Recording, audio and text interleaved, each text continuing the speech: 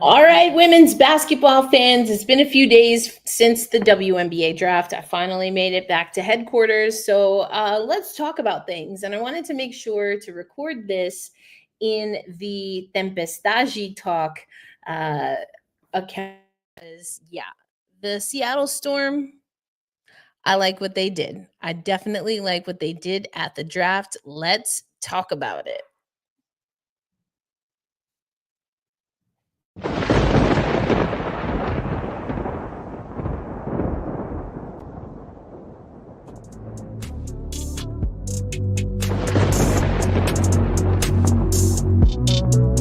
You have three people who are selfless like that, three people who are dangerously disciplined like that, and you have a coach that also embodies all of those characteristics. You can expect good basketball. I love interacting with the fans. I'm excited for them to cheer for us because it's hell when you come here.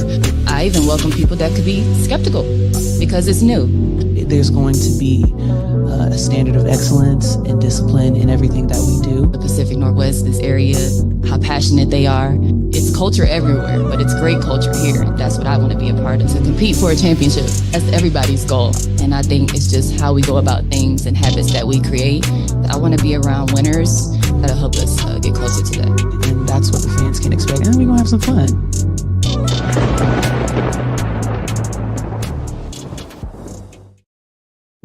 What's good? What's good, fam? Erica El Ayala here. Listen, let me tell you how all of today, I thought it was Tuesday. I was like, we're going live on Wednesday. Bet, let's go. So apologies. And listen, the Black Rosie Media crew, they're awesome. They deal with me and my scatterbrain, but we're here. I wanted to make sure to hop on here, and we will definitely we're expecting Brian to hop on. I don't think Joveta is going to be able to join us, but that's cool.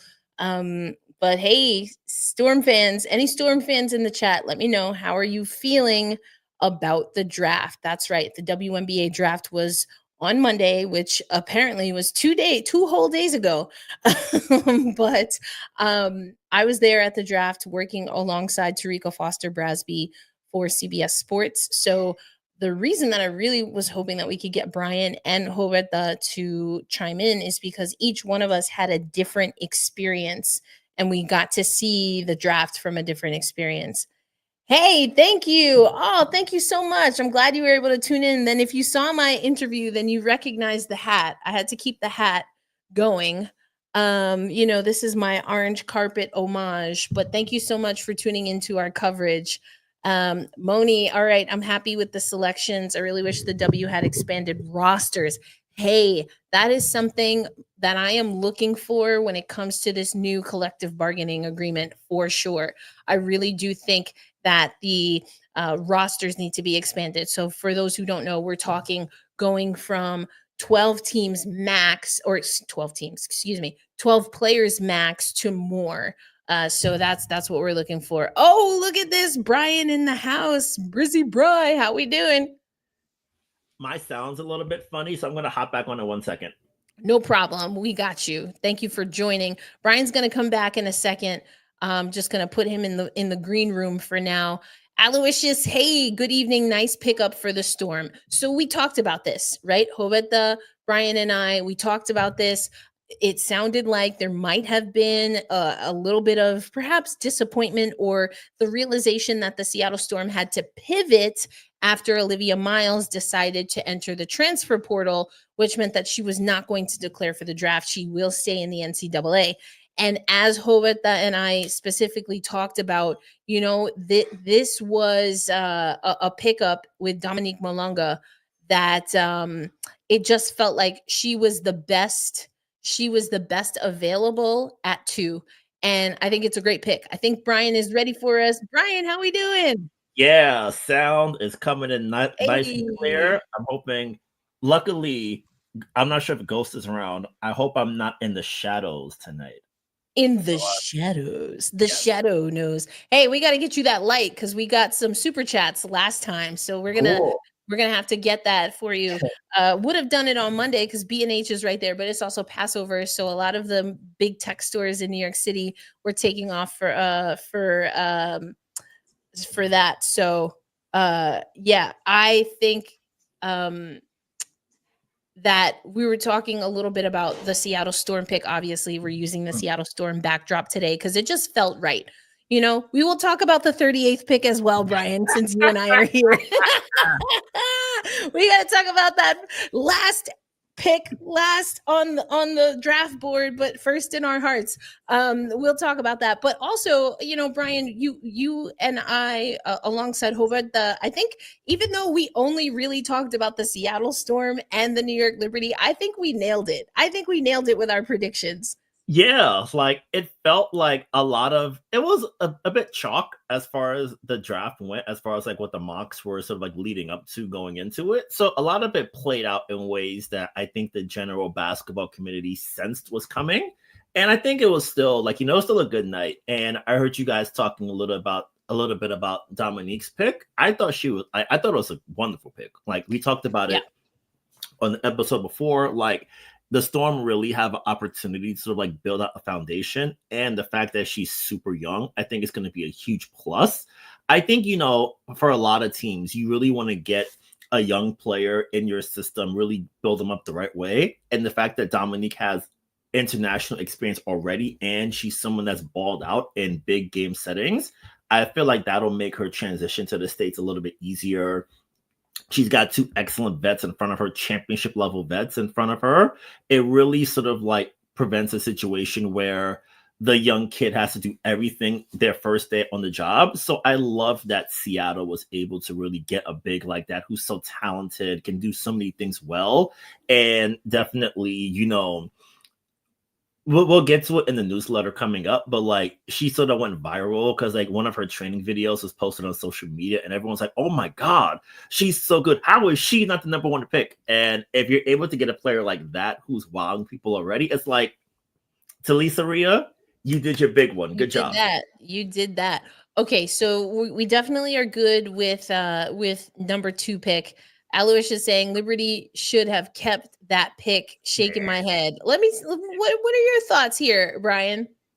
Honestly, I think for the Liberty, they're in a situation where it's a situation where you don't want to like burn an asset, if you will, because if they draft a player, they come into camp and then they're not on the team, it's, oh my God, we wasted a pick for nothing. Yep. And you kind of don't want to have a situation like in 2023 when Sika Kone finally came over. She had a good camp, but because the roster was so tight and the front court was so jam packed, especially with a rookie Niara coming in off her 2022 injury, there's no space for you here. We're out of luck. And then you lose a talented player to a team like, I think she went to Chicago, then Minnesota, but she bounced around a little bit. So you don't want to have a situation where you bring a player in early. There's no room. I think Moni was mentioning the roster spots piece. Like that plays in a moment like that. And you don't want to have too many moments like that because they add up over time. And then all of a sudden you're like, oh my God, we don't have a pipeline of young talent anymore because we can only carry 11 players, 12 maximum due to the salary cap itself and the artificial number on roster spots in general, with no sort of like I know we'll definitely delve into this in the future. Erica, you've talked to me a lot about the concept of like a taxi squad, if you will, where it's like, okay, you're not on the main 12 dressing tonight, but if something happens, come on in, you good. Like if something like that happened, it would be a blessing. Huge. That would be huge. So taxi squads became more of a thing in the NBA, in the MNBA around COVID and the return to play after COVID. But some of y'all know, I believe, that I also cover hockey. And so hockey they're not necessarily called taxi players because they have something called two-way contracts. So you can have a player that signs, it's usually in that,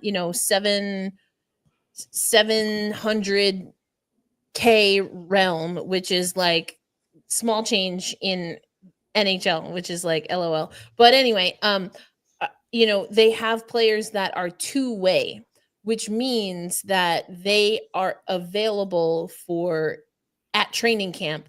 They're available either for the AHL, which is the second tier just under the NHL, or an NHL team. And so within their contract, it stipulates as a two-way player that they're likely to be moved, whether it's injury, whether they're playing well and performing and they can fill a gap, something like that. And we don't have that right now. But that is predicated, whether we're talking taxi squad, whether we're talking two-way player, Brian, on having another feeder league. And there is no feeder league yet. Are there concepts of a plan for a feeder league? I don't know, but we'll have to see. I will say, our two WNBA entries into the Time 100 list. I wonder if they're gonna cook something up. If like you hit on one league, can you guys do Kathy another solid and cook up another league? We kind of need it in the States. Yeah, for sure. Well, I know someone mentioned the interviews that we did for CBS. I was hoping that I would have the raw files so we could share those again, but we don't right now, but that's okay. So on another episode of Tempestagi Talk, the great thing about doing interviews for a big time company with all their money with the lights and cameras is that if I'm on the show, I get the copy too. So once we get that, Yeah. once we get that, we will definitely make it happen. This is an interesting conversation. I don't know how much it's going to impact this year, especially with Gabby agreeing to the core. It seems like maybe she's going to stay committed.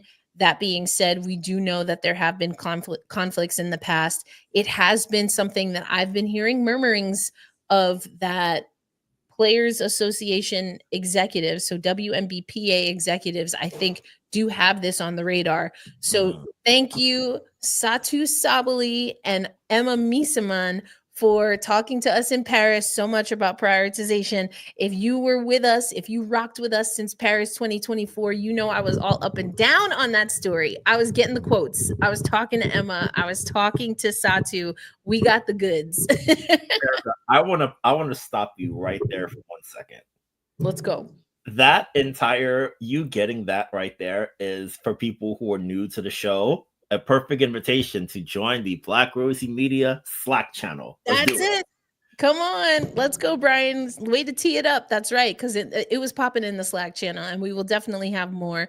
But yeah, I think that overall, I had the draft here. I want to just go back to this idea of that maybe New York should have kept the pick before we do a deeper dive into the Seattle picks, because obviously Dominique is who everyone's talking about, and rightfully so. But let's look at the full kind of draft class, so to speak. I will say that if we look at the pick that the New York Liberty would have had, I mean, Anissa Morrow at 7? Shoot. I feel like in another life, it would have worked. Like if the Liberty weren't like jam-packed, if they weren't coming off a championship, if they were in like full meat, like on the hybrid part of the hybrid rebuild, if you will, if they were on that part, a player like Anissa would have fit perfectly. But I think for her, you're in a situation where the Liberty, they really don't have space anymore. Like the roster is good, and there's like no room. And I think for a player like Anissa, being on a team like Connecticut that's in full rebuild mode, I think is super valuable, because it pretty much guarantees you're going to get heavy minutes and heavy opportunities to learn, fail in the job, how to get better, things like that. So I feel like for a player like her, and she mentioned it to us in the post-game media room upstairs at the Shed, she's playing with Tina Charles, so she's going to learn a lot from. Yeah.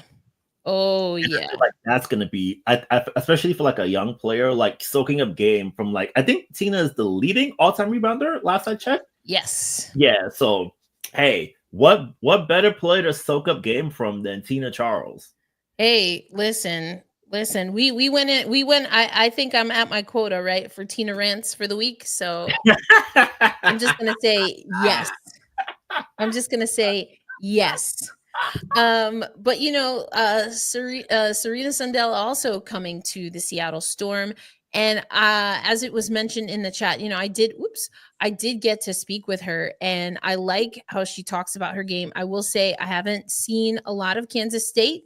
I'm up to snuff with what what they were able to do. But I think this is an interesting pick.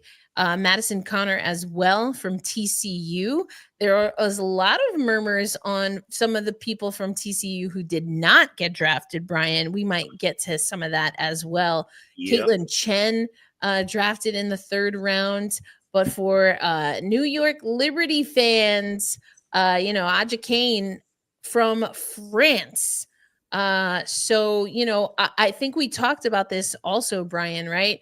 That we were likely looking at a draft and stash kind of situation, and or an international player where there's just a little more built-in flexibility.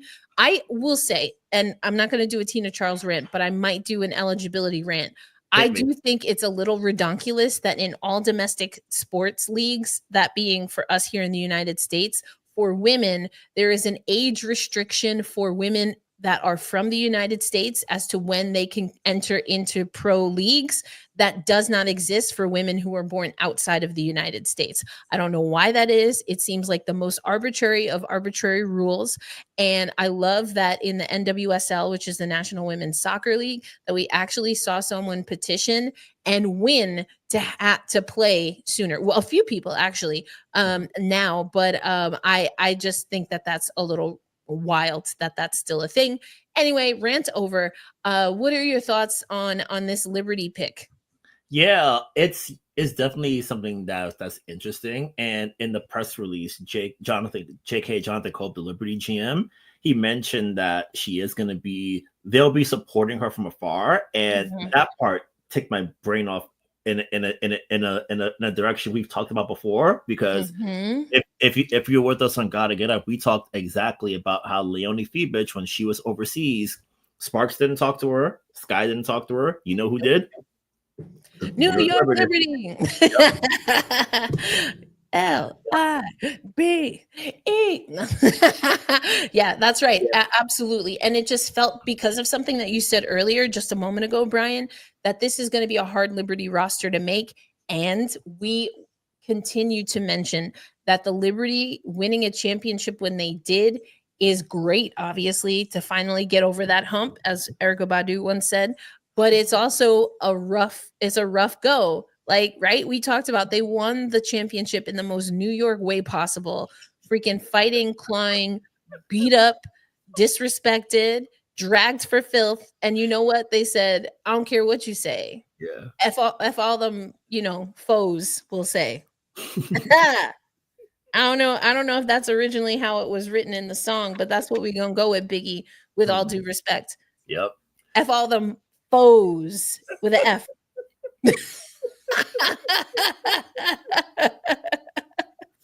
Yeah. But yeah, I think this makes a lot of sense.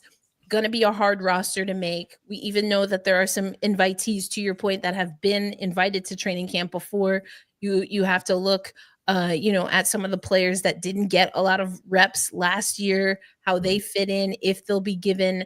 I cover another Seattle team other than the Storm in the Kraken. Their season officially over as of today. But what their GM says about young talent is, we're going to give them every opportunity to make the roster. That's how he phrases it. That's his way of saying they're going to get reps early in training camp. They're going to get pushed to the paces in training camp, I should say. They're going to get games in preseason.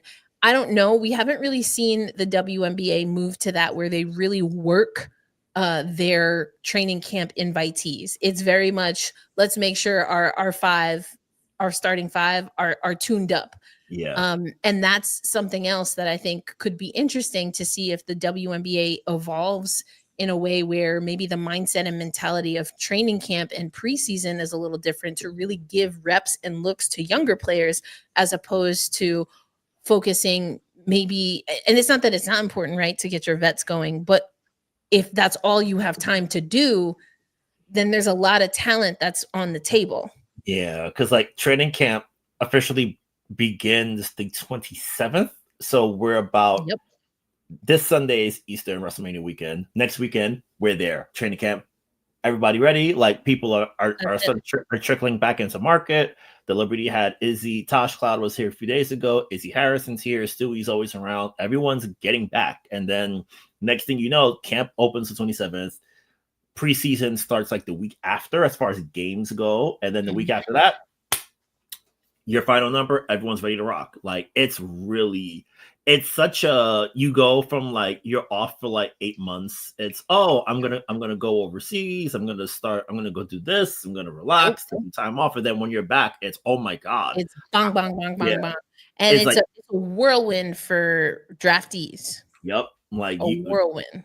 yeah, like I remember in 23, Niara and Sika Kone at their media availability for opening for media day, they were like, "Yeah, it's such a fast turnaround." Like we were just it was like, "Oh my god!" And Niara mentioned, "Hey, that year where I didn't play as I was recovering from injury, it helped me because Yeah, I couldn't imagine just jumping right in." And it's such a it feels like it's such a hard balance to strike because you want to get in, get what you do, and sort of like get going as a league, but then for new players coming in, you're so disadvantaged because if you're deep in the tournament and you're a player who has a really high profile, it's oh my god, I was just in the final four. What do you mean I have to fight to survive and make a roster? Like it's wild. I think we talked about it in 2023. Like the case that really sort of like crystallized it for me was I think it was Alexis Morris at LSU. Like she won the chip, entered the draft, got picked up by the Sun, and I don't think she made it into like she didn't even make it to the final cuts. And she was like, she got herself in trouble because she was talking about like the roster, and it's like it's like you're like 21, like you're gonna say stuff that gets people mad at you. Like it's life. She came for Dewana Bonner had a whole comeback tour based on those comments. Yeah, and it's like. Yeah, she's like young, and like sometimes like young people say silly things like yeah, it's life. But at the same time, like the fun like a point that she's sort of getting at is oh my god, like it's such a thing to learn. And you know, when you're entering like the pro level, like all the terminology is different. Like because like in college, like the fundamental goals are way different than when you're at the top level, and a lot of times there really isn't much sort of like runway for players to really sort of like get their feet wet and learn. Because I think especially whenever you start, I think anyone watching can relate to this. Whenever you start a new job, like you're gonna need room to fail. Like it's impossible to enter a new space on your first day in the first week. Be like, okay, you are going to handle all of these projects flawlessly. Like it's impossible. And especially for a league like this where the level of competition is so high and getting higher, it makes it really challenging for young players who are just coming off college, young players who are coming from overseas. Like it's really difficult. And I wonder, you know, as we get to CBA time, would it be a situation where, hey, you expand the rosters? Do you make camp? Would you make camp maybe a little bit longer? Do you push the season back maybe like a week? It's a situation where I think there's so much room to sort of explore and I guess experiment to a certain degree. Like you have that flexibility, but then I guess I'm sort of like short-circuiting my argument to a slight degree. It's okay. What's the TV schedule going to look like? What are these things? And now it's a new deal. Are the TV partners going to be flexible? It's a lot to juggle. But luckily for me, I do not have the job of one Catherine Engelbert. That's your job. Okay. Yes. You got it. Yes, exactly. Okay. So I'm glad you mentioned the commish because I wanted to. You know me, I'm a contrarian. So everything other people are doing, I'm like, we're not doing that. But what we can do is do our own version of hot or not on other people's winners versus losers list of the WNBA draft. So I definitely want to do that. And as you were talking about that, I was pulling this up because I saw it in passing the other day. But one outlet, The Ringer, named Kathy Engelbert as a loser. Okay. Are you passing or playing on that, Brian? You were in that press conference. Passing or playing? I'm a spotlight you. You got the mic, bro. Let me walk people through that room. Like I'm in the third row. I'm just like, you know, I'm recording like on my tripod, all that kind of thing. So the questions start coming in, and they coming in hot. One of them Hot. was like, "Yo, I think a local New York reporter was like, have you seen the news that Paige Becker's unrivaled contract is going to pay more than what she would get in the life of her rookie contract?" And Kathy's like, "Ew. You know, we've done these sort of things." She gave like a little bit of like commissioner spin about that kind of thing.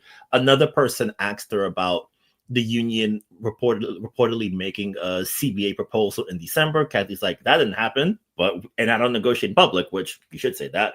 But then the I didn't get a proposal part I find interesting. I'd love to hear from the PA about that, and I figure we will hear about that the deeper we get into this, because now we are in the dance in public part of this process. Like they're gonna like the PA is gonna make their moves, Kathy's gonna make her moves, and it's a matter of whose platform is bigger, who the people are more behind, and then we go from there. So there's that. Something else that she sort of broke in her introductory piece was that in a sort of follow-up to all the awfulness players dealt with last year, Kathy and the league have sort of like partnered to use like a sort of tool that sort of like catches and filters hate speech. So I had two thoughts about that as it was happening. And if I had I had a different question I wanted to ask her, but then once she talked about that, I had a different thought. So the idea of sort of like catching and sort of like shielding players from that harassment and targeted abuse that they got, fantastic, good job. It's not a perfect solve, because people are awful that you can't control for that, but you can sort of minimize it to a certain degree. And then a second thought I had is that, are they using artificial intelligence for that kind of thing? Yeah, I have so many questions. Yeah, I have so many questions. Yeah, because she said like it's like a tool. I'm like, okay, like a hammer or yeah. Are we using like an AI for this kind of thing? Like, do players have to sort of like put their information into the league? Do they just sort of like report posts? And it's a situation where, Erica, you're so much smarter than me because you've left Twitter, the everything app. You've left that space. Oh, I did. Yeah, I'm out. Yeah, and it's like that place in particular is, it's crawling with a lot of like bad characters, real people and people who are artificial and not people and bots. So you got that. So now you as a league, do you tell your players, hey, how about you guys be on there less? But then again, you as a league have a partnership with the Everything app to sometimes stream games on that app. So what do you do? Do you just tell players, hey, keep it strictly promotional? If, hey, the game is on tonight on ABC at 3 p.m. and then leave, what do you do? And are you as a league, is artificial intelligence the best thing to use for that? Because I've read reporting, I think Wired did a story about this a couple of years ago, where like people, I guess like people who sort of like have to moderate speech on like big social media platforms, like they are subjected to like the worst of humanity in ways that's really, really horrible. I believe it. That's terrible. Yeah. If you're the league, are you just going to use an automated tool? Because sometimes automated tools, like we say stuff and it's like cool, but then the tool don't know nothing. And who's organizing it? What does it look like? How long has this been in place? Like Kathy gave us 20 minutes, and then she was sort of like, oh, I have other things I need to do tonight. When it's like, yeah. If you gave us another 30, we could have delved into a little bit more. So now as a league, it's okay, this thing is here now. What does it look like? How is it gonna like play out? Is there reporting that you can share with the PA? Because this is a labor issue too, because players have Listen, I put my soapbox, I put it together on the last one too, because there are a lot of things that just appear that were CBA matters months ago, not even years. But like, I'm just waiting for the Kathy Engelbert fairy godmother magic Glinda wand, or whatever it's called, because it just seems like there are things that are done because the league decides that they can do it, Why they decided that they couldn't do it before then, who knows? It's unclear. But I thought it was interesting that an outlet listed Kathy Engelbert as a who the her from the draft. Very interesting. I did not get to hear all of her comments because and that's why I was saying this, Brian, as you were popping on. But all three of us, Roberta included, who's not on right now, but we all had very different experiences. Roberta got to watch the broadcast and what the broadcast was emitting. You were right there with the media members on the floor and in the press conferences. And my experience, so when people were like, who was the winners and losers? I was like, who got picked eighth? I don't even know that. I can't answer this right away. I need a minute because so a lot of these events, they have what they call a media circuit. And so when Paige Beckers is drafted, part of the circuit is she goes up to the stage. The commissioner gives her a congratulations. She takes a photo with the commissioner with the jersey of the team, Dallas, that she has been drafted to. Then she immediately walks. The next station is ESPN. That's the Holly Rowe station. And then there are multiple stops between Holly Rowe and Paige Beckers getting to go to her own Nike party. There are so many things that these athletes have to do. And I was a part of just, I don't know, maybe like a quarter, a third of the circuit because there were certain media outlets and CBS Sports was one of them that got the chance to have a list of specific draftees, although we also got some extras. I was like, you weren't on our list, but we will talk to you. But so that's just a little behind the scenes on how things work. So there are things like the moments of Paige Beckers. So I was on the floor when Paige Beckers got drafted, and she did give a nod, right? She I forget the question, but she was prompted in some way, and what she said she hopes for is that some of her teammates get drafted out of the crowd. And Brian, I didn't personally see it, but the collective we, right, of women's basketball did get to see that once again happen. Yeah, like my setup was I have some offline stories I want to tell you about my day there, but like my setup was I was in the press conference room where the players came in after. So they had the draft on the TV for us in the room, but I was setting up to like record. So I sort of like was sort of like out of sight, out of mind when it came to it. So when players came in, I was like, oh, okay, you're here, you're drafted here. We roll from there. So my experience was a little bit different, but I will say, just as far as like the setup of it, it was a lot more spacious, I would say, for sure. So much more space. There was actually air conditioning. I was so grateful. It was so bam. I at one point, and I didn't realize it until it was too late, but I was like, yo, I think I almost fainted. But at that very moment, someone from my group last year just so happened to have an ice cold bottle of water and was like, here you go, Erica. And I was like, thank you. I was like SpongeBob when he goes to visit Sally, right? Water. It was wild. No, this year was much better. Okay, so let's continue with the winners, losers, or hot or not. So a lot of people are pretty high on Washington and Dallas as far as the winners bracket. What are your thoughts? Hot or not? Washington and Dallas top your list of winners.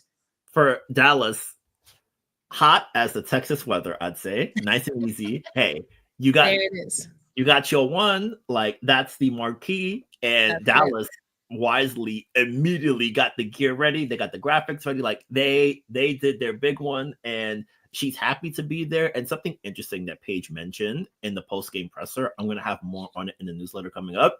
She mentioned that this isn't a rebuild. We're building with a foundation that's already here. So that tells me the Dallas Wings are ready to compete. It's not a strip it down to the studs. Oh, we're going to stink this year. Lauren Betts, you coming with us next year kind of thing. It's not that. Like, this is a team with Kurt Miller, new coaching, new CEO, new everything, new stadium coming right around the corner. This is a team that's ready to sort of jump into it right now. And I think for Dallas, it's a situation, especially with an upcoming CBA. I think teams, especially with like young superstar talent, they're going to want to be like, we don't want to waste your time. We don't want to have a situation where you just are like stuck in stasis for like years. Yeah. And I think I think it sort of like falls in line with the other big picks in recent years. Like I'll start from 2020, for example. So Sabrina comes in, the Liberty are bad the first year, playoff team year 2, home game year 3, and then we're on the road we're on now. 21, Dallas messed that up, so that's not gonna count. Ryan, yeah, in 22, Ryan Howard was the first pick. They were a playoff contender to the last day of 22, playoff team in 23, playoff team in 24, revitalized roster in 25 with a lot more expectations. So you got that ready. Aaliyah Boston in 23. They were bad, but you saw flashes of good coming from them. Like a lot of their losses were close losses, and then 23 leads into 24, and then you have the money printing machine drafted number 1, and she's got them in the playoffs. And now a lot of people like, oh, and then you see their off season acquisitions, and it's oh wow, can they dethrone the Liberty? I have thoughts about that, but I'll say that for a later date. And now this year, Paige is the number 1, a good roster, excellent defender in Dejanay. That's going to help her out. Arike, I have my qualms, but she's still a very good player. Like there's talent on this team. And I think they're not going to compete for a championship in year 1, but I think they're going to be better than people may think. And that's going to matter a lot, because especially for a Wings team that was so down last year, they're going to need something sort of give fans in Dallas, Texas, something really to sort of like hold on to. And I think the Paige Arike combo can be that. And then that leading into a new CBA, because if they play it right, they can make Dallas a place to be for free agents to go into. Like you want to do that. And I think landing that pick and landing Paige in particular is really a great start in building that. So hot. I love it. Washington, D.C., I'd say good. I'd say it's hot too. 3 picks. Got 2 guards, got another big. And, especially after trading Ariel Atkins, like you need guard help. And since Olivia Miles wasn't here and you didn't have pick 2 anyway, Sonia at number 3, that works out well. Like excellent player. Like Sonia, Sonia could ball. Like she a hooper for real. And you got a player like that. Kiki at the 4. It's not that, because the Mystics front court is so fascinating to me. Like they have so much talent there already. You've got Kira, you've got Aaliyah, you've got Big Mama as well too. So there's talent there. So it's going to be up to the team and their new leadership to sort of figure out how to really make the absolute most of it. So I'm going to sort of stick a pin as far as like my stories to watch in training camp, watching how Kiki adjusts to the league and how the new coaching staff in Washington gets her acclimated and sort of gets her going. I think it's going to be very interesting to me. And Georgia at 6, you need another guard. And I wonder, and I feel like learning from Slim is going to be super valuable. Like having a good player like that in front of you, you can sort of like learn from, really sort of like take your time and get acclimated. And there's going to be minutes for her too, because Washington is in deep rebuild mode. So you're going to have as many opportunities as you can to sort of like learn on the job, get comfortable, get familiar, manage the higher level of defense. So I think I'd say that's a hot 2 for me. Erica, muted. I know how to work a computer some days. I think that Washington and Connecticut were the most, and I think Rebecca Lobo actually said this and on that media call. But when you really look at it, those were the teams where if you, especially as a high draft pick, you wanted to go because you felt that you were going to, as long as you worked, put your head down, worked, stay healthy, you would likely get, as I mentioned, right, from my Seattle Kraken folks, every opportunity to prove that you can make the team and maybe even further prove that you can be a specific role player for a team. So excuse me. That time it was on purpose. I think that's huge for players. I did think Anissa Morrow was going to go to Connecticut. I know a lot of people feel that Golden State, and maybe that's where we go next. But did Golden State fumble the bag with the number 5 pick? Some people think absolutely yes when Anissa Morrow is still available. You know, I'll just say this. I won't speak for Golden State, but I do know that the Connecticut Sun lost the engine, right? They lost their walking triple-double, their walking double-double, and then they get one in the draft. That sounds like winning to me, Brian. Yep. Like, hey, if your whole starting 5 that was a quarter away from making it to the finals leaves, and you get an all-time great rebounder in college to come in for the new era, good start. That's like, it. Yeah, like start. Like, you're not gonna like get back to where you were. It's gonna take some time, and Anissa is a good start. Is a good starting point. And I feel like, yeah, I feel like if anything, like she probably, I'd say that for the Suns' purposes, I'd start her all year. Like we're not gonna compete for a championship. Learn. That's like, it. Exactly. Match up against these great forwards. Like, yeah, learn. Like, take your time, get familiar. Like, you might fall out a lot because these players are so good, and they'll hit you with these veteran tricks. But learn. It's okay. Exactly. Yeah, that's it. So in my hockey podcast, we sometimes refer to it as HC opportunity, like hockey club opportunity. But now that Unrivaled has brought the soccer or football way of naming teams to basketball, we can say that it's BC Basketball Club opportunity. And so that's pretty big. But Brian, I mean, I'm just going to go out here and say that the biggest winner, you and I know who the biggest winners were. And that was this Gotta Get Up crew. Come on, let's go. Let's go. That was so awesome. Yes. Like, yeah, it was my first time actually meeting Misha in person, which was very cool. Like, I've talked with Misha so much over the years. Like, meeting her in person is so cool. And just for people who are also joining us too, like, when I left the lunch area, Eric was talking to someone. I think she was telling them about Misha, and I made sure to mention that our pal Misha Jones still has an Obama contact in her phone. I did not forget. That's right. We heard it from the source. We are 6. It's 6 degrees of separation, and that means an Obama is in our orbit. Maybe multiple. I think they were being humble, right? It's probably once you got one Obama, like it's just Obama. You know what I'm saying? Yeah. Our humble mystics correspondent is like, let me play low a little bit. I can't expose the whole Rolodex because you never know who out there, you know? That's it. Yeah. No, we had a good time. It was a good time trying to figure out and navigating the media meals versus meals. We were like, no, we getting something hot. I did not refrigerated roasted chicken for us. Like, I saw other people with hot plates. I'm like, where y'all got that? Man. Yeah, to the left. That's where we going. No, but it was great to be in the same space with Misha, to have this reunion, and shout out to my producer Liz, who actually took that photo for us. We had a good time. That was after I don't know, were you around while Liz and I came up with on the spot a jingle for Rising Media Stars? No, I did not. Oh man, I got to see if I can find that. But there is an audio clip where that exists. I'm going to just let y'all know.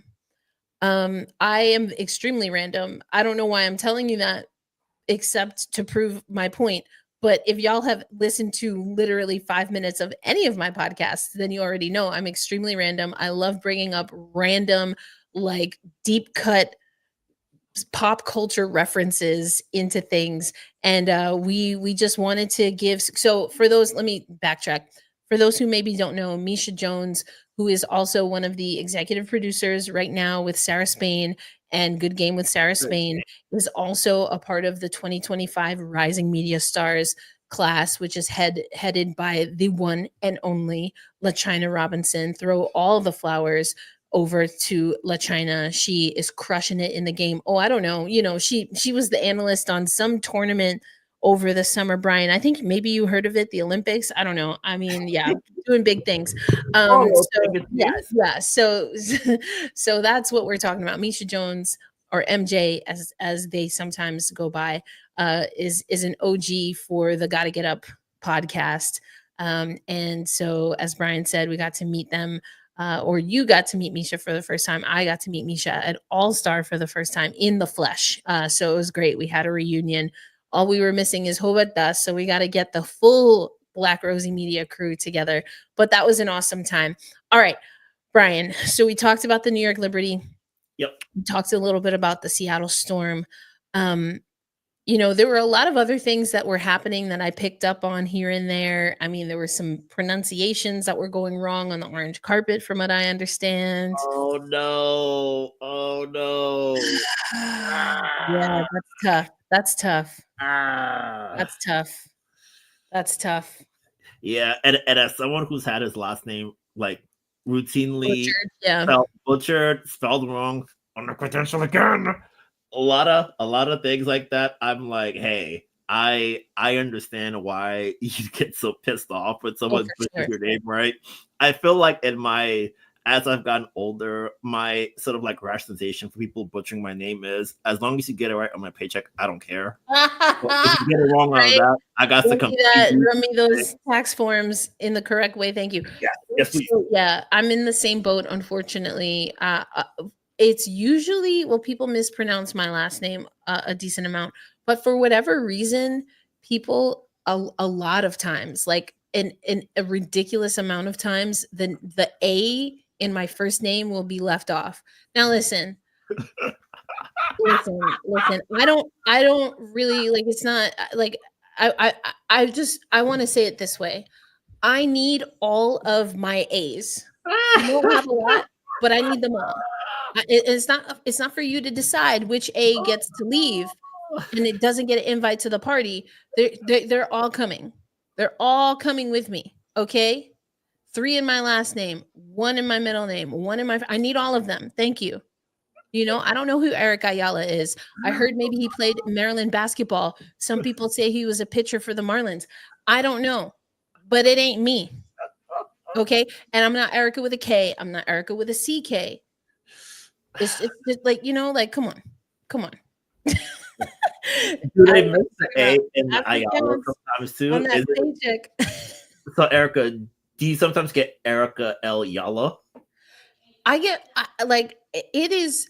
I just have started posting them because it's just a little ridiculous. Like, I don't get mad per se, and I don't really see it as being misgendered. I know that might sound weird, but like, that's not what bothers me. That it's a quote unquote men's name, male name.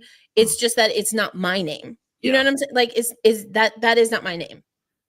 I don't know who that person is, but it ain't me. I'm sure they're probably nice, but they ain't us. They ain't us. And also, like, I put the L in there because another thing is, Ayala is a very popular last name in very specific cultures, Puerto Rican culture, as well as Eritrean, Ethiopian. I am asked if I'm Eritrean or Ethiopian. Also in the Philippines, apparently the Ayala family is very wealthy. So I just need to go with, 23andMe before they completely go bankrupt and just see if I happen to have any relation in the Philippines. And they'll be like, oh my gosh, we were hoping this was you. Here's your hotel. Here's your resort. I just got to check, you got to be thorough with it. But no, jokes aside, I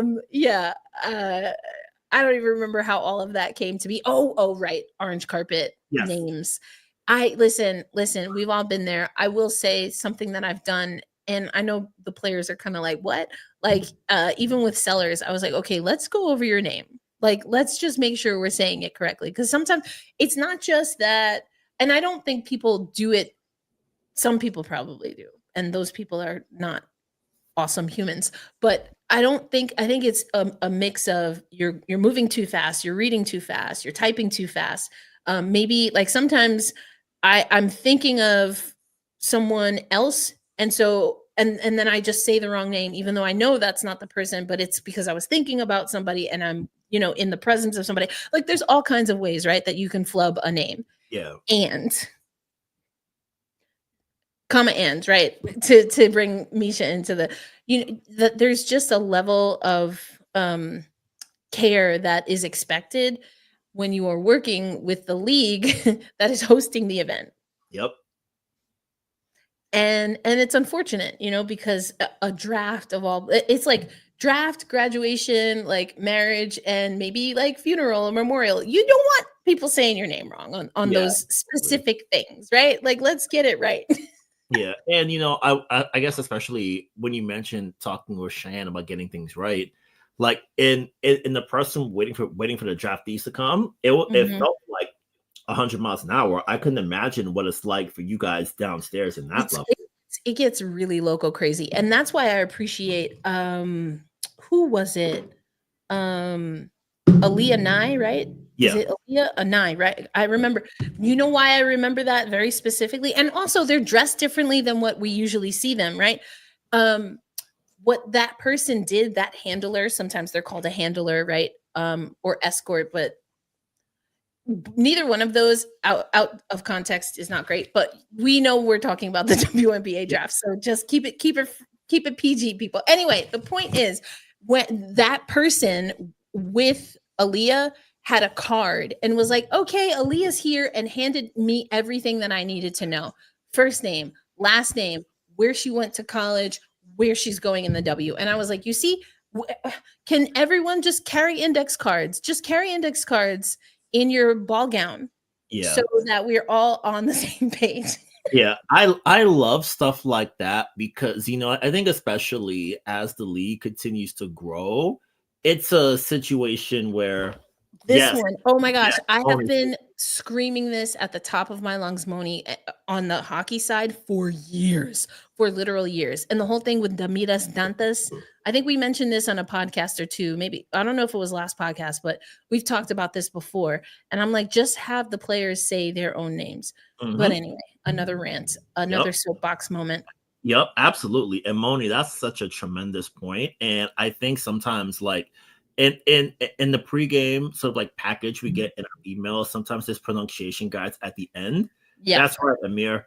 Yeah, like yeah. They sometimes have like the player pronunciations at the end as far Yeah. as like that goes. And Raise it up, raise it up. and I love that point of Aaliyah Nye's sort of representation having that go-to card. And Just add it. as you mentioned that, like I'm thinking more about how as the game continues to grow, there's gonna be newer people coming in, people who are brand new to the space, and sometimes people who may not be as locked in to I would say for that that's a I might circle back to that in a minute, but Mhm. I'll stick a pin in that for now. I think especially as newer people are coming in and people who may not be sort of like locked into the NCAA game, it's okay. Here's where you are, and then as I have that sort of baseline information, I can sort of like dance with my questions from there. And I think that Right. especially like when you have that, it makes the questions better because sometimes you Oh, don't have what's this kind of things like you want to like I think the best sort of like responses really allow you to sort of the best sort of like background information you have allows for better questions and answers. Just as an definitely. example, I want to sort of circle back to the post draft media availability last year, and I Mhm. was sort of like I had asked Elizabeth Kitley a question about her support system because when Liz Kitley was drafted last year, she was just coming off the ACL tear. So she was up there in her crutches. She was really able to make it to the stage. And then I was talking with her. I was like, it's been a really tough time. How has your support system been able to sort of help you through it? And I feel like just having some background information allows you Yeah. to really sort of like get to know the player a little bit more and really sort of allow them. Because I think players want to like share their stories. Like WNBA players are really sort of giving in that regard. Like Right. players get a lot like players get a lot of nonsense online. So when you have like questions that are caring and meaningful and things that are like that things that sort of matter to them, they'll really play ball with you and give you sort of like wonderful perspective ideas where they're coming from. Like that part matters a lot. And I think having that background information helps because it really allows you the chance to be like, okay, tell like you're new to me, I'm new to you on an individual level like this. I'd Right. love to learn your story and I appreciate you sort of like opening the door a little bit for us to know what you're going through as far as how everything is going, and it makes for a really positive relationship, I think. Oh, absolutely, absolutely. I mean, overall, though, I think that the draft went really well. I continue to see the WNBA level up. I mean, the orange carpet was sponsored by Coach this year. Hello, Ooh. hello. Yes, exactly. And let me tell you, so in the area where I was with Tarika for our interviews, Coach also had their setup over there.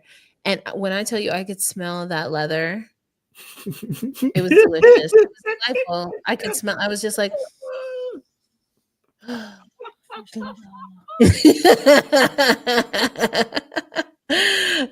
fresh leather. Not sponsored, but totally open. Hey, call me, beat me. Let's go. Get me on the sideline, people.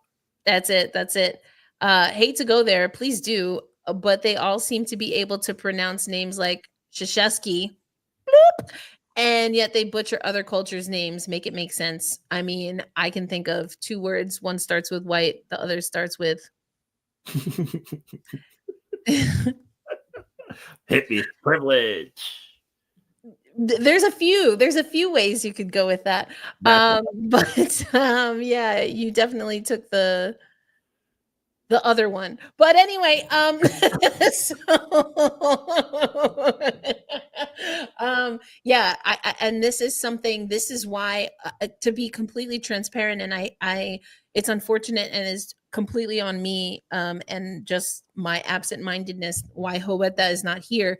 But when Roberta and I were figuring out what we wanted to name the Seattle Storm podcast, when we knew we were going to bring one on, there was a back and forth conversation. And tempestagi is not a term that people are familiar with, but I didn't want that to hinder us, because I think just taking this more broadly, Black Rosie Media definitely is a platform where we want to help educate people. We want to uplift different cultures. And the way you can do that is sometimes through language, right? And so that was something that was really important to us. So just for those who maybe don't know, tempestagi is the Portuguese word for storm. So the podcast, if we were to translate it over to English completely, would be Storm Talk. So there you go. But there's a lot of opportunity. And actually, Kathy Engelbert was asked about international players. I think her answer kind of circled the globe, but but I again, I mentioned this, I think, Brian, you were popping on, you were just popping on maybe around that time, but my indication from different conversations is that the Players Association really does want to have return and kind of rethink prioritization.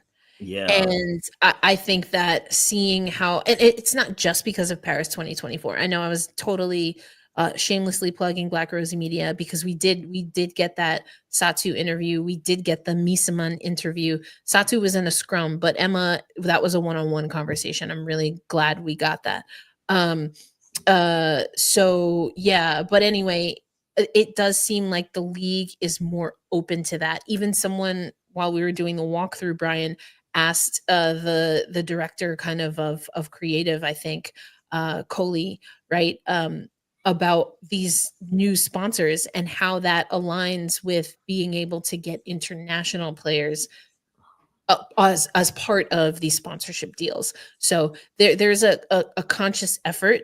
There is an awareness, at least at the tertiary, right, the first level, that the WNBA can be better with that. And I'm excited to see where that goes. Yeah, I think that, especially as far as prioritization goes, I feel like the players are in a stronger position now as they were as compared to 2020, because then it's oh my God, it's take it or else. Now that the players have gotten all of these Correct. things in, and they've really been able to sort of like grow the WNBA, expand women's basketball's outreach here in the States and abroad. It's Right.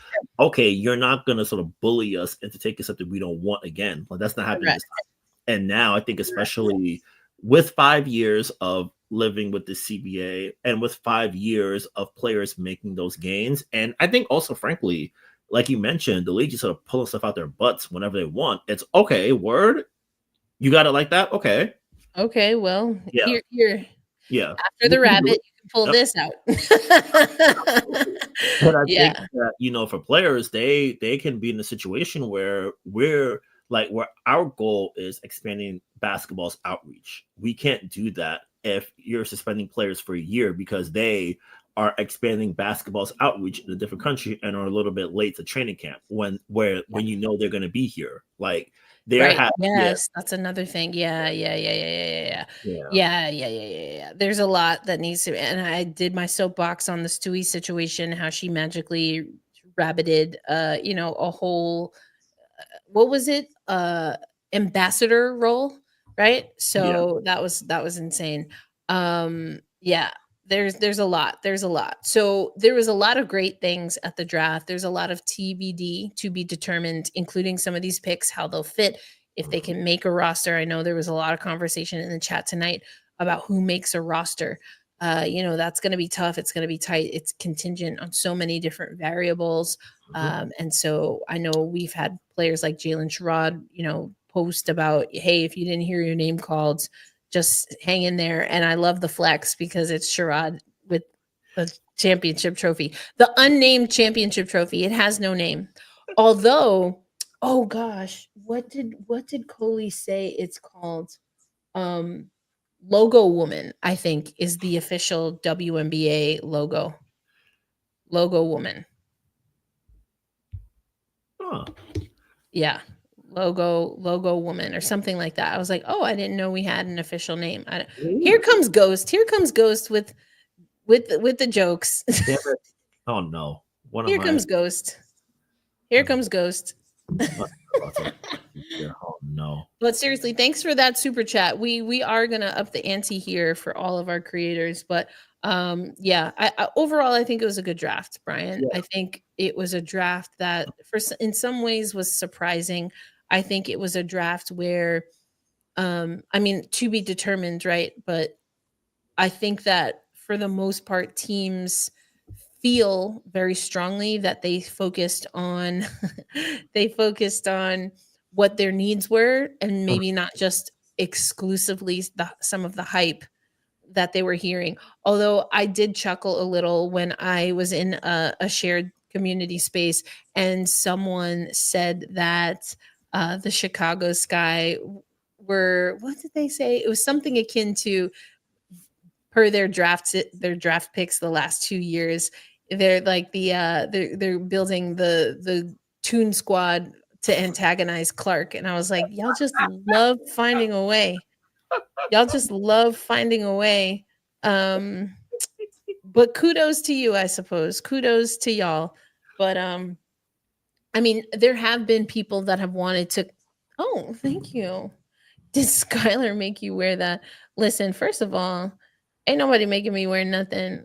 Second of all, I picked this out all on my own. Thank you very much. It's from a Black artist here in Tulsa. There are these things called First Fridays, which, as you may have deduced, happen on the first Friday of every month.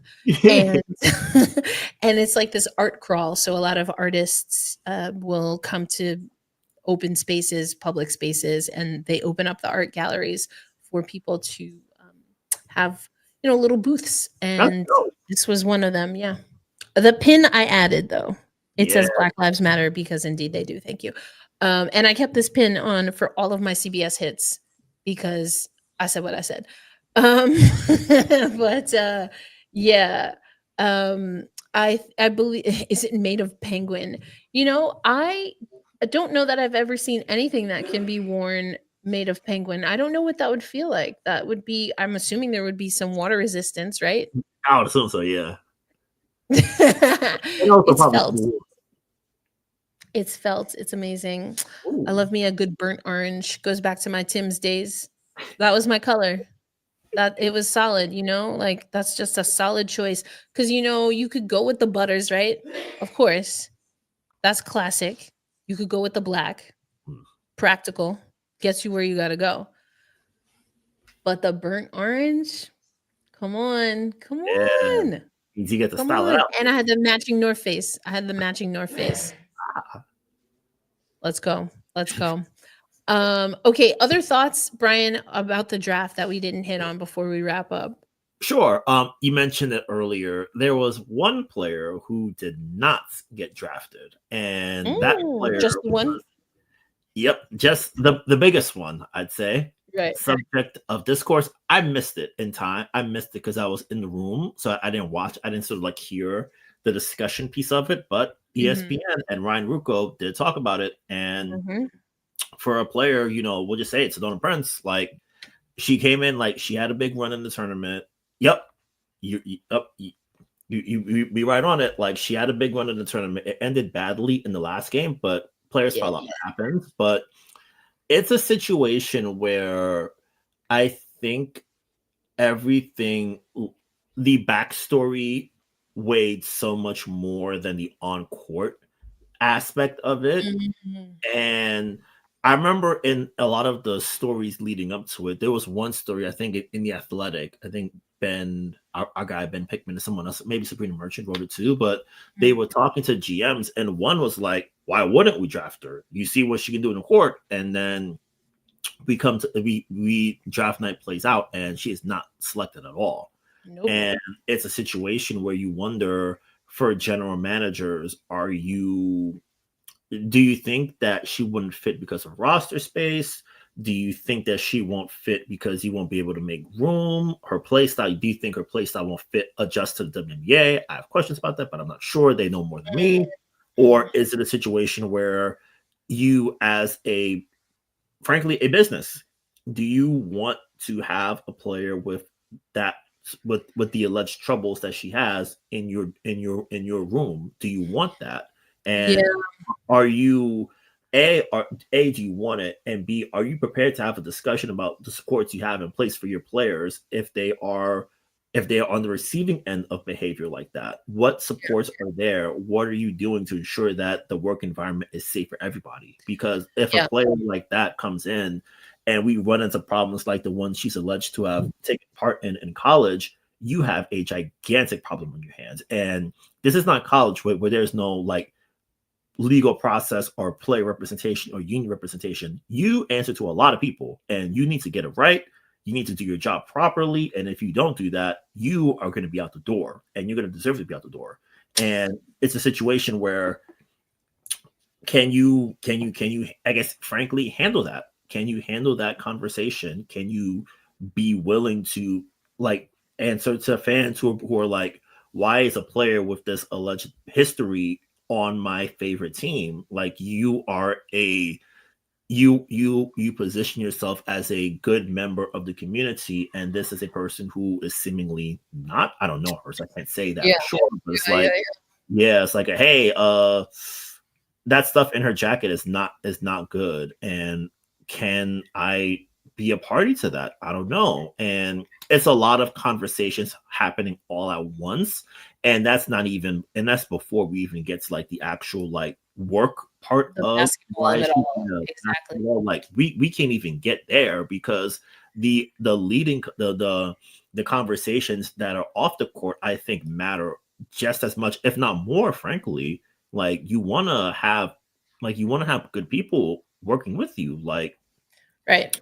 Yeah, you don't want to have a situation where a player who is alleged to have done these things is here and then the behavior hasn't changed. Like, for Sedonia, what have you done? Like, what have you, like, I guess I'm thinking, like, if she was drafted and I had a chance to ask a question, I'd be like, what have you sort of learned about yourself over the past years? Like, not even so like touching the legal stuff per se, but it's like, what have you learned? Like, what have you learned, and how are you going to apply the things you've learned in college to the professional space? So you can really sort of like be, I guess, like really sort of be in this moment without any sort of like trouble accompanying you. Like, what is that process like for you?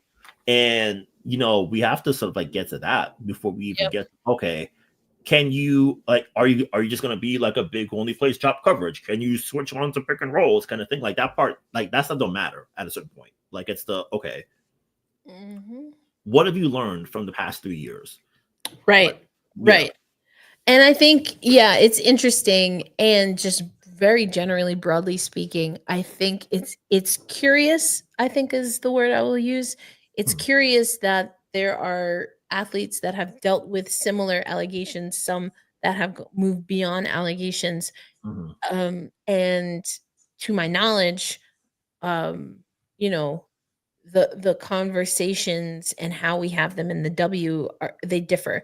For example, Mhm. several years ago when we had Natasha Howard getting into some trouble, Brittany Griner has come under some scrutiny before in the past. What is the realistic expectation? Yes, you're commuting for the league, and are there things that are beyond the control and the scope of what's realistic? Mhm. I don't know. And I think that I I I am cautious myself personally when thinking about business decisions Mhm. to immediately eliminate someone or immediately give someone a pass. I think that there's care that should be involved. There are conversations that should be had. Transparency is always great, but it's unlikely that we're going to get that. I'm thinking of some of the cases that we've seen, for those who know about hockey, or maybe for those especially who don't know, just look up Kyle Beach, Chicago hockey team. That Mhm. was a hot mess. And look up what Hockey Canada and their junior team from, well, it's related to, in some ways, but Yeah. I mean, there are just so many examples in sports, but specifically talking from a men's sports perspective, where the conversation gets fed to the public, the court of public opinion. And while that's happening, teams and leagues remain silent. The Mhm. difference that I think investors are going to have to realize, if they didn't already know, is that women's sports fans, and in this case, women's basketball fans, are extremely active when they come across a situation that seems to be counter to a lot of the narratives, the mission, the goals, the partnerships that not just individual teams have cultivated, but that the league overall has cultivated. And let's not forget that a lot of that came not because the league was like, what we should do is have a social justice council. What we should do is see if we can partner with OPIL, and talk about women and claiming their reproductive rights and choices that they can make. Those are not conversations that the league, historically speaking, has come to willingly, but that they were forced, maybe dare I even say at points shamed, into doing. So I don't know what that looks like. I think that it's extremely fair to have the conversation of, did this impact Prince being drafted? That's Mhm. 100% fair. Yeah. What I hope that we continue to do, though, is give space to maybe someone who thinks a little bit, pivots from that idea and concept. The example that I'll give is, who was it? Cannon, I think. Can Also Emma Cannon had a situation, I Mhm. think, when with the Aces. Was it? Or see now, let me put it this way. There was a player with the Aces that had a situation. I think it was the Aces. There was a player, let me generalize because I don't want to now attach the wrong thing to a player. There was a player in the WNBA that had a situation, and the PA released a statement saying that the suspension in that case they felt was, premature, that there were things that were still not discussed, that had not, the all of the details and the situation again itself had not been fully researched, and had not been fully reviewed. And so the PA, I'm paraphrasing, basically stood up for their player, and that you should understand, if you're having your pay cut, which effectively a suspension does, that that what your process is, what you are entitled to as far as appeal, how that impacts when you do go for a hearing, how that impacts you moving forward. And people got really upset that the Players Association made that statement. From my perspective, that's exactly what a PA is supposed to do. A Yeah. players association is supposed to protect the players using the contract that exists. And the contract that exists is the collective bargaining agreement. If the collective bargaining agreement says that these are only under these circumstances and in by following this chain of command or this process can someone be suspended, and the league did not follow that, they absolutely should make a statement supporting that player. Now, maybe you don't like what the player did to get suspended by their team, and that's completely valid. But to immediately strip those people that we maybe disagree with things that they are alleged to do and stripping them of what is written in their contract that they have the right to, that I draw the line there. Like, Yeah.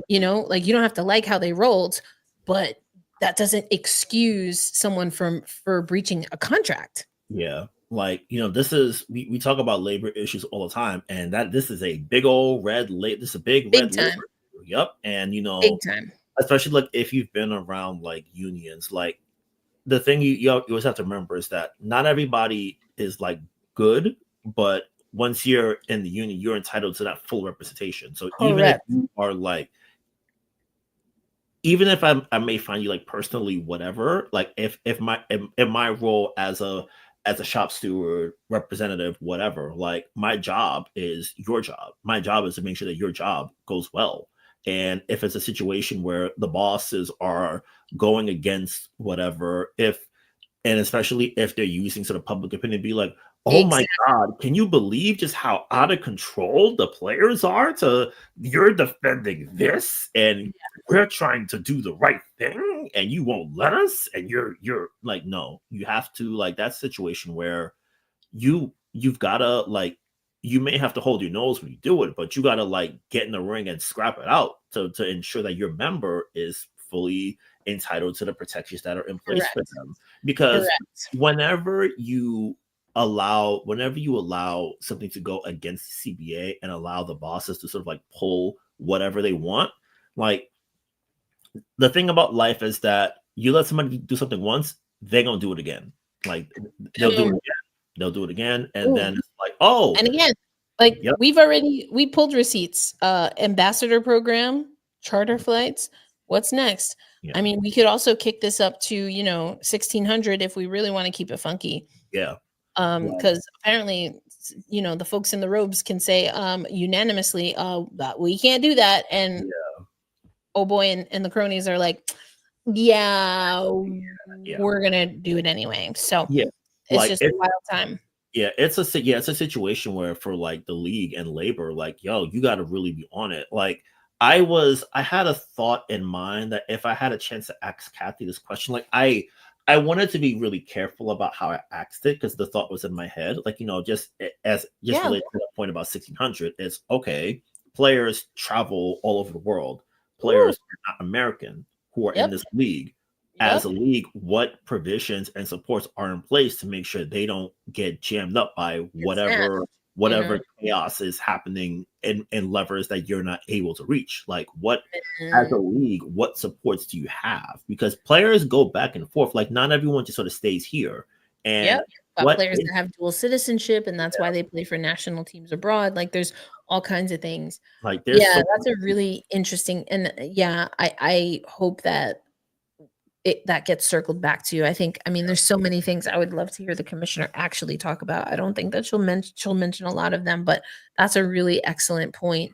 And we've already seen that travel for players in airports has become something of a elevated and escalated to the popularity of the league and the securities and systems in place are not growing at the same level, is I guess what I'm trying to say.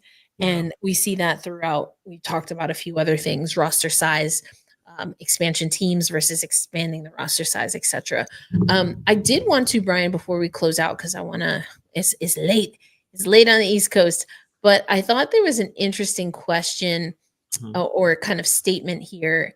Now, this statement here is talking about a lot of different things from Aloysius. The one thing they had to do was the Liberty was draft Morrow, trade her to Minnesota along with.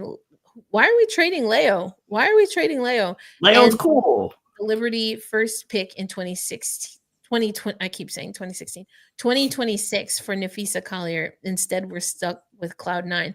I disagree with you on Tosh Cloud. I like that pickup a lot. I can see the fit very well. I think I peeped that too, man. I definitely peeped that too. Yeah, stuck with Cloud. I don't see it that way. I see a potential for Natasha Cloud to make a pretty significant impact for the New York Liberty, Brian. Yeah, I think that like we talked about it a while back. I love the move so much. Like Mhm. Cloud really just like Natasha Cloud allows the Liberty to press so many different buttons all at once. Yep, Like exactly. super switchy lineup. Okay, you want to have Stewie guard somebody else while Cloud takes a big, got that.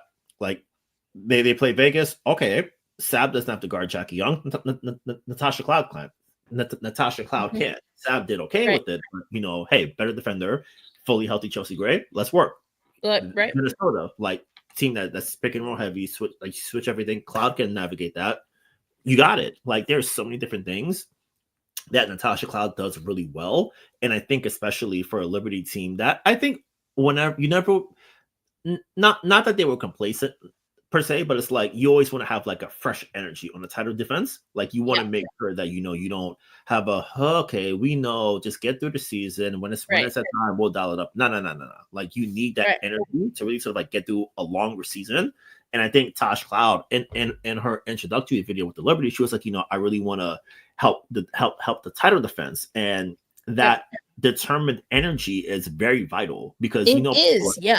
It people are definitely is. people were coming for the Liberty before, but now that you're at the top of the mountain, like you've got everyone's dialed in and you're getting their best effort every game out. Like Every there's single game. yeah, I love there's it. there's no like not that there was much we'll take it easy in New York, but now to think about it, I think back to the first Liberty Sun game last year when the Connecticut came into the game undefeated.